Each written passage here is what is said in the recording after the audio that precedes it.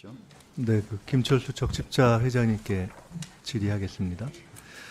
지금 우리나라 헌혈 추세가 어떤가요? 좀 오르나요? 쪼나요? 그다음에 현재 필요로 한 양은 적정한가요? 못 들으셨나요? 저한테 물어보세요. 네, 적십자. 네, 맞습니다. 네, 이 시간 빼주셔야 될 것 같은데요. 네, 다시 시작하세요. 네. 다시 질의하겠습니다. 잠깐만 질의 들어가기 전에 오늘은 15개 기관의 증인들이 나와 계시고 또 보건복지부에서도 많은 분들이 나오고 계셔서 이렇게 질의할 때 정확히 좀 누구를 집어주시고 그다음에 두 번째 저 뒷줄에 앉아 계신 분들은 나오시는데 또 시간이 걸리기 때문에 바로 핸드마이크로 바로 답변해 주시기 바랍니다. 예, 질의해 주시죠. 네, 김철수 회장님.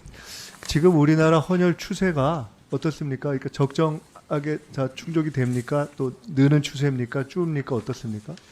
헌혈 수세는 코로나 한 3년 동안에 많이 줄었었습니다. 한 100만 이상이 줄었는데요. 특히 20대의 헌혈 근거가 줄었는데 좀 주는 추세군요. 그런데 필요로 한 코로나 양. 이후에 조금씩 증가하는 추세가 있습니다. 네. 우리 회장님도 한 1년에 한두 번씩 하시나요? 헌혈? 네, 지금 헌혈을 그 추세를 증가시키려고 노력을 많이 하고 있습니다. 아니 본인이. 본인요? 예. 본인은 60세까지 하기 때문에 그렇죠. 제가 그거 하고 싶어도 못 하고 있습니다. 저도 작년에 한 번 했습니다. 예. 근데 뭐 건강하시면 가족 중에 누가 우리 회장님 본인이 아니더라도 혈액을 수혈 받았는데 이 수혈 받은 혈액이 B형 간염이나 C형 간염 아니면 에이즈 환자의 혈액이었다. 이러면 어떨까요? 기분이? 감염 여부 말씀하시는 겁니까? 네, 아니, 제가 수혈을 받았어요. 근데 그 수혈 받은 혈액이 예. 지금 제가 예를 든 그런 환자의 혈액이었다. 이러면 어떨까요? 그런 예는 우리 쭉 통계를 제가 보면은요, 그 문제된 혈액은 지금까지는 한 건도 없었습니다. 아니, 문제가 됐다라는 말씀은 그런 것으로 인해서 사고가 생긴 경우가 없었다는 것과 네. 그런 케이스가 있다라는 것은 다르기 때문에 그건 정확하게 네. 한번 확인하셔서 네. 말씀하시는 게 좋을 것 같고요. 의원님 질문하신 것이 부적격 혈액 말씀하시는 겁니까? 네. 네, 부적격 혈액은 우리가 통계적으로 한 1.6% 정도 됩니다. 되는데 우리가 부적격 혈액은 출고 전에는 된 게 하나도 없고요. 예를 들어서 코로나 때 이제 마이크를 입 가까이 대고 오세요. 안 가까이 들려요. 대시는 게 좋을 것 같아요. 코로나 때 우리가 감염된 줄 모르고 헌혈을 했다가 나중에 이제 감염 여부를 알아가지고 그런 경우도 있었는데 그 전에 무슨 발견된 그런 건 없었습니다. 당연히 그렇죠. 지금 이제 사후에 문제된 경우를 말씀하는 거고요. 네. 근데 지금 예를 들어 그런 케이스가 있다 하면 그것은 통지가 되게 돼 있습니까? 무슨 말씀을 자, 제가 이렇게 그럼 오늘 우리 말씀드릴게요. 혈액관리본부장이 저보다 훨씬 전문가가 왔습니다. 우리 헌혈학계 아주 최고가는 학자가 왔는데 우리 혈액관리본부장이 좀 발표해 주시죠. 잠깐만요. 아니, 그거는 누가 답을 하는 것이 좋겠다는 건 제가 판단할 일입니다. 아니 그게 아니고 아니, 잠깐만 계셔요. 제가 질의하고 있잖아요. 네네. 그 중요한 문제니까 물어서 들으면서 답하시면 됩니다. 자, 지금 제 질의의 포인트는 지금 회장님께서도 말씀하신 부적격 혈액이라는 것이 존재하는데 네네. 그 구체적인 예로는 제가 이러이러한 병에 감염된 경우의 케이스도 존재한다 이렇게 말씀을 드렸어요. 그건 인지하고 계시잖아요. 네. 근데 그런 부적격 혈액이 5년 동안 32,000건이 출고되고 28,000건이 수혈됐는데 문제는 네. 수혈자에게 한 건도 통보되지 않았다는 것을 제가 지금 질의하려고 하는 거예요. 이건 굳이 전문성이 없어져도 우리가 상식적 판단으로 답할 수 있는 거예요. 네네. 예. 자, 이런 것이 적절하다고 판단하십니까? 제가 뭐 취임해 이제 2달 됐기 때문에 자세한 통계는 잘 모르겠지만은요. 부적격 혈액이 발견된 것은 아까 말씀드렸지만 코로나 때 본인들이 코로나에 걸린지 모르고 감염된 사실을 모르고 한 것이 약 19,439건이 있었습니다. 자, 그걸 저한테 설명 안 해도 제가 알고 질의하는 거예요. 네네, 말씀하세요. 자, 그러한 부적격 혈액의 존재를 알고 있어요. 네네. 근데 부적격 혈액이 수혈됐어요. 네. 근데 그 부적격 혈액이 수혈됐다는 것을 당사자가 그 이후에도 몰라요. 네네. 이것이 과연 합리적이고 타당하냐를 제가 지금 여쭤본 거예요. 그리고 그 상황을 그대로 두는 것이 적당하겠느냐를 제가 그건 기관장으로서 저는 우리 합리적이라고는 저는 생각지 않고요. 예. 그리고 코로나 같은 것은 뭐 수혈로 인해서 감염이 되는 것은 아닙니다. 호흡기로 감염되기 때문에 그래서 그거 가지고 우리 의학적으로 문제가 된 것은 없었습니다. 잠깐만요. 그 신중하게 답하시는 게 좋아요. 제가 이거 이제 이렇습니다. 그렇게 얘기한다면 물론 현재의 상황은 이렇습니다. 제가 이제 처음 듣는 분들에서 말씀드리는 부적격 혈액이라는 것이 존재하는데 수혈을 받았는데 통지가 안 되고 근데 네. 다행히 운이 좋았는지 어쨌는지 그 부적격 혈액 때문에 사고가 난 경우는 현재까지 보고되어 있지 않아요. 네. 근데 그렇게 한다면 그럼 뭐하러 부적격 혈액이라고 구분을 하지? 라고 우리가 생각해 볼 수 있죠. 네. 아예 그 기준을 바꿔버리는 게 낫지 않겠어요? 네. 그렇게 생각할 수도 있지 않겠습니까? 네, 그러겠습니다. 그리고 네. 적어도 합리적으로 본다면 그런 정도의 혈액을 내가 어떤 이유로든 사후에 수혈 받았다면 찜찜하잖아요. 찜찜하죠. 통지 받는 것이 정당한 민주적 권리 아니겠습니까? 네네. 그래서 일단 그렇게 생각하신다면 제가 보니까 이게 우리의 법적 미비 상태를 지금 드러내고 있는 겁니다. 이게 우리 혈액관리법상 통지 기준이 불명확해서 사고가 발생하였을 때 알려야 한다 이렇게 돼 있는데 막상 또 적십자사에서는 내규에 의해서 굳이 통지 안 할 수 있다라는 근거를 만들고 통지 안 하고 있는 거예요. 네네. 굉장히 황당한 거라고 저는 생각을 해요. 근데 이제 네네. 확인을 해보니까 우리 국회에서도 이것을 딱 찍어가지고 요거를 개정하려는 법 개선 노력은 없었더라고요. 이거는 손을 봐야 되겠다는 생각을 하는데 그 과정에 들어간다면 그러면 우리 회장님께서는 이것은 명료하게 그 개정되는 쪽으로 하는 것이 좋다라고 판단을 하시는 거죠? 네, 제가 의원님 말씀 잘 받아들여서요. 우리 혈액관리본부장님 좀 뒤에 앉았는데 같이 상의해서 좀 열심히 하겠습니다. 자 그러면은 네. 한 40초 남았으니까 기왕이면 우리 전문가이신 혈액관리본부장님이 그 상황 조금 말씀하시고 네, 답을 그렇죠. 해주십시오. 예, 혈액관리본부장입니다. 지금 의원님 말씀하신 그 중에 이제 크게 보면은 감염 쪽에 부적격이 있고 약물 쪽이 있지 않습니까? 근데 이제 그래서 여러 가지 주권이 달라갖고 어떤 경우에는 정말로 통지하는 게 수혈자한테나 의료기관에 도움이 될지 이런 것들 때문에 혈액관리위원회나 복지부에서 사실은 정확하게 법을 갖다 어떻게 개정하겠다는 방향을 잘 못 잡고 있는 건 사실입니다. 그래서 그 부분을 좀 더 명확하게 법 개정이 필요하다고 생각합니다. 적십자사가 저 회장과 본부장께 아까 네. 부적격 혈액을 수혈 받았을 경우에 통지를 못 받는 문제를 지적하고 네. 이것이 제도로서 법으로 개정될 필요에 대해서 제기하고 또 그에 대한 동의를 하셨어요. 네. 근데 그것은 지나간 것이고, 근데 그 과정에서 설명하시기를 코로나에 걸렸던 분들의 어떤 혈액의 경우는 뭐 혹시 그렇다 하더라도 큰 문제가 없다라고 설명을 하셨는데. 제가 처음 제기할 때 사실 예로 든 것은 B형 간염, C형 간염, 에이즈를 예를 들었습니다. 이 경우는 그런 코로나의 경우와 달리 헌혈 영구 금지 감염병 환자 또는 병력자에 이렇게 딱 명시되어 있는 적십자사 자체에서 사실은 1차 문진과 2차 선별검사에서 걸러내야 될 대목이에요. 그러니까 아까 지적한 제도 개선의 문제와는 별도로 적십자사 자체의 업무 부분이 있는 것이기 때문에 이 부분에 대해서 엄중하게 앞으로 좀 개선해 주시기 바랍니다. 네, 알겠습니다. 두 번째로 이재태 보건의료연구원님, 제가 아까 강선호 의원님 저 말씀을 듣다가 한 가지 생각이 나서 한 말씀 드리겠는데, 당사자는 이 그 과거의 사안에 대한 지적을 받고 당황해서 이게 뭐 옛날 것 같고 이러나 이렇게 하실 수도 있을지도 모르겠다는 생각이 들었어요. 그러나 제가 한 말씀 드려야 되겠다고 생각이 든 것은, 이것은 사인이 어떤 시절에 페이스북에 썼던 것, 사인이었던 시절에 그렇게 했던 것이 유감스럽고 잘못됐다가 아니라 사실은 공사 간에 우리 사회에 일정한 지도적 지위에 있는 사람이 이러한 사고방법과 표현을 썼다는 것이 문제가 있는 것이고, 이런 태도를 가지고 있는 분들이 기관장을 맡았을 경우에 통상 그것이 어떤 방식으로든 업무의 문제로 나타납니다. 그렇기 때문에 이 부분을 엄중하게 인식해 주기를 요청한 것이고, 사실은 이것을 쓰셨을 때에도 이미 일정한 공적기관, 정부기관은 아니라 하더라도 사적기관의 기관장을 역임하셨던 분이기 때문에 굉장히 엄중하게 성찰할 필요가 있다. 이 부분은 여야를 떠난 그 문제의 지적으로 받아들이는 것이 좋을 것이다. 저는 이렇게 생각이 듭니다.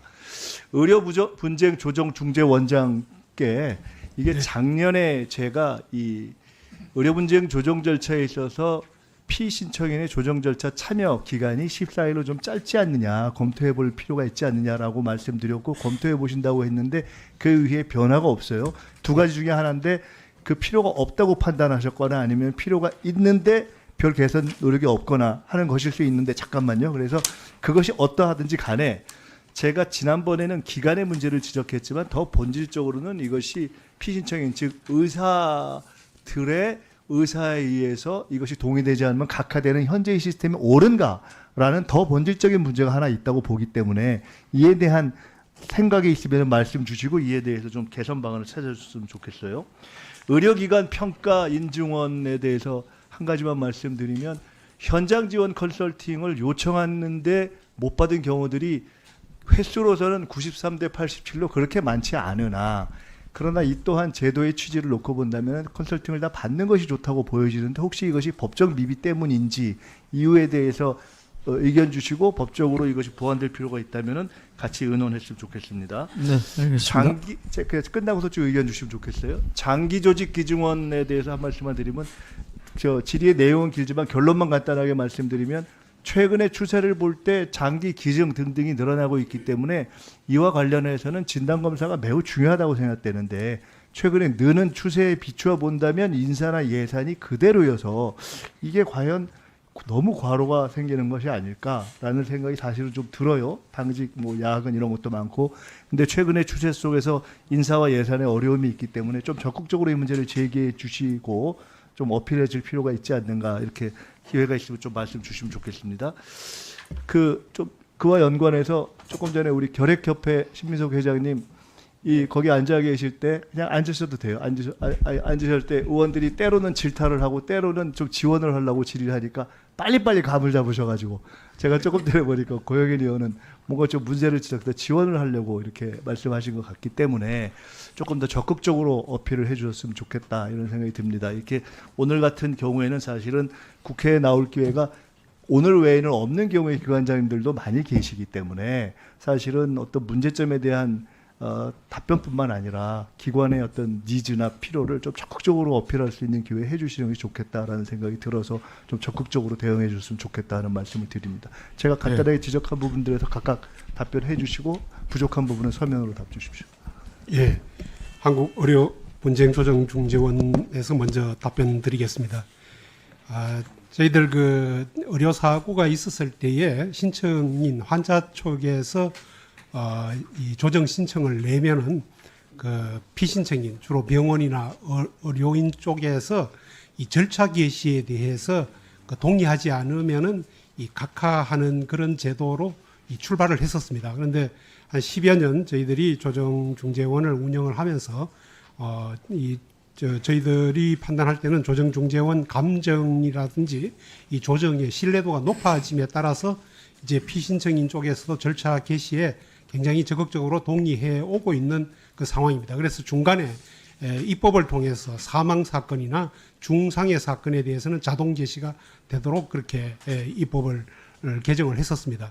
이제 그 저희들이 더욱더 감정의 중립성, 정확성 등을 높이고 조정의 신뢰성을 높여서 모든 사건에 대해서도 자동 개시가 될 수 있는 방향으로 더욱더 저희들도 노력을 하고 또 이 때가 되면 국민의 편익을 위해서 개정을 검토해 보도록 하겠습니다.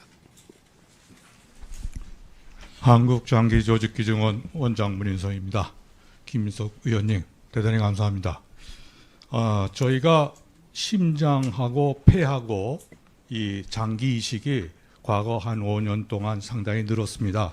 그래서 검사하는 양이 상당히 늘었거든요. 그럴 때 검사 인력이나 이런 모든 것들이 한 7년 동안 묶여 있습니다. 그래서 앞으로 열심히 하는데 아직까지는 큰 문제는 없습니다. 그렇지만 금세 버든이 점점 커져서 문제가 생길 것 같으니까 여러 국회뿐만 아니라 우리 정부 관계자분들하고 같이 머리를 맞대고 열심히 하도록 하겠습니다. 고맙습니다. 네, 의료기관 평가인증원 아까 질문하신 내용이 이게 맞는지 모르겠습니다. 컨설팅, 인증 컨설팅에 대한 말씀으로 제가 이해를 했는데요. 법적으로 그거는 이제 의무 컨설팅은 아니고 1주기, 2주기 때는 그 인증 경험이 없는 병원이 많기 때문에 컨설팅 예. 의무 보고 말씀하신 거군요, 그럼. 네네. 의무 보고는 법적 근거가 있어야 저희 현장 지원을 나가게 돼 있습니다. 지금 그래서 그걸 좀 발의해 주시거나 좀 보완해 주시면 지금 아마 환자 안전법의 개정 발의가 좀 진행 중으로 알고 있습니다. 그게 되면 현장에 맞춤형 지원이 가능할 것 같습니다. 네, 이상입니다. 네, 적십자 말씀드리겠습니다.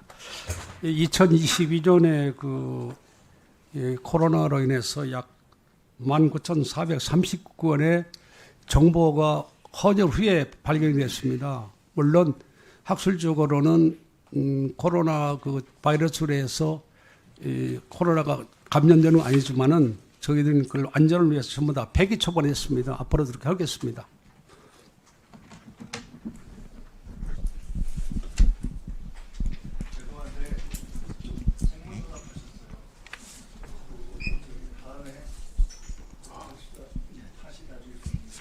네, 알겠습니다. 아까 예. 예, 혈관 본부장이 좀 말씀드리겠습니다. 그 의원님 지적하신 대로 감염 중에 B형이나 C형 같은 경우에 저희가 그 검사할 당시에는 음성인데 잠복 끼었다 나중에 양성이 되는 경우도 있고, 그리고 이제 저희가 NAT 검사까지 하지만 실제로 놓치는 경우도 있을 거라고 생각이 됩니다. 근데 지금 검사하는 것으로는 뭐 그 어느 나라나 그 선진화 똑같이 검사하는 것이라 갖고 거기서 그 놓치는 건 좀 어쩔 수 없는 측면이 있다는 건 이해해 주고요. 그 다음에 거기서 만일에 놓치게 된 경우는 그 수혈이 되는 경우에는 이제 그 역속도 저희가 하게 됩니다. 그래서 지금 있는 시스템에서는 수혈 후에 감염이 되는 경우는 어떻게 하든지 되지만 걸릴 수 있는 네트워크나 시스템은 좀 돼 있다고 그 말씀드리고 싶습니다. 예. 다 됐나요? 예, 다시 한번 말씀드리겠습니다. 네. 예.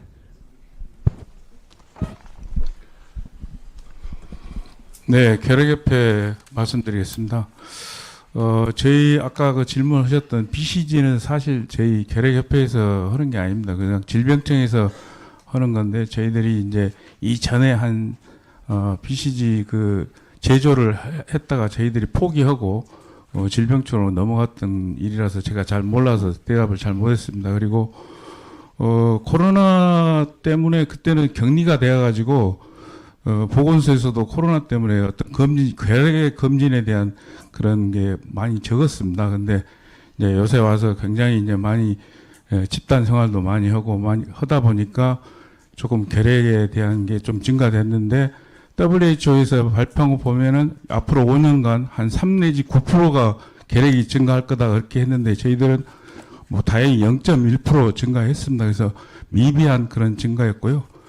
또 예상 관련해서는 사실 저희들은 질병청에서 감독을 받습니다. 그래서 그 예산에 대해서는 예, 알겠습니다. 요약해서 예, 고맙습니다. 예, 수고하셨습니다.